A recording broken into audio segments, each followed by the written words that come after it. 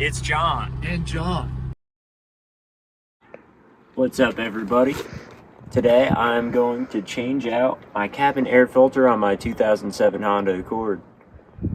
This process should be pretty similar for almost every Honda you can think of. I will list either in the description or the video pretty much all the cars that you'll follow these steps for. So our first step, we're going to open up our glove box. And then we'll release this little control arm right here. All you have to do is push it down. That'll take it off of this little plastic hinge. Then we can just push this up out of the way. And our next step, we're going to pull down our glove box. So we'll just squeeze in the sides. That will release it here. We can just let them dangle onto the ground a little bit.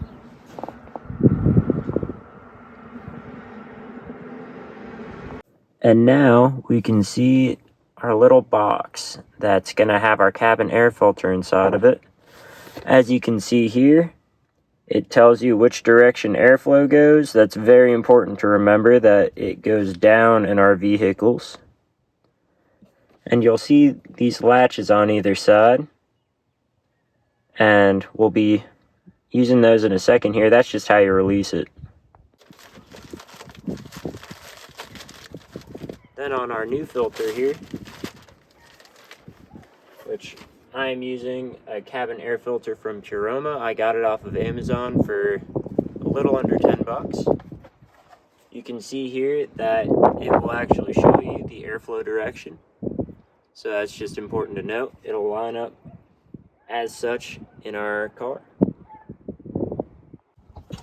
So now in our car, we're going to pull this little box out. All you got to do is squeeze these two tabs on either side. The arrows show an inward direction, so just follow that. Then as you squeeze, just pull it on out. And yeah, we can see that this is something that really needs to be done. As you can see here, this wasn't done on this vehicle for quite a while, so it's a good thing that I did it.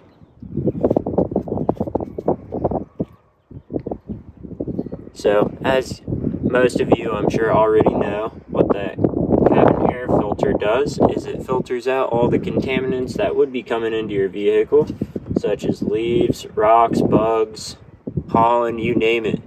Just keeps everything fresh in your air that's actually flowing into your car.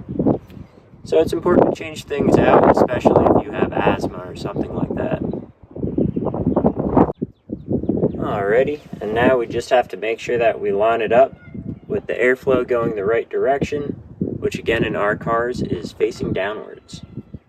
We'll just stick our filter in nice and snug, and then we'll just repeat the steps to reinstall it. So, we'll slide in our little filter housing box. Want to make sure that won't just come right back out. There won't really be a click, but you won't be able to pull it right out. So we can know that it's in there. Then we'll bring our glove box back up, slide it into place, and then just bring our little control arm up, and then we'll snap him back into place. Then close our glove box. And that's all there is to it.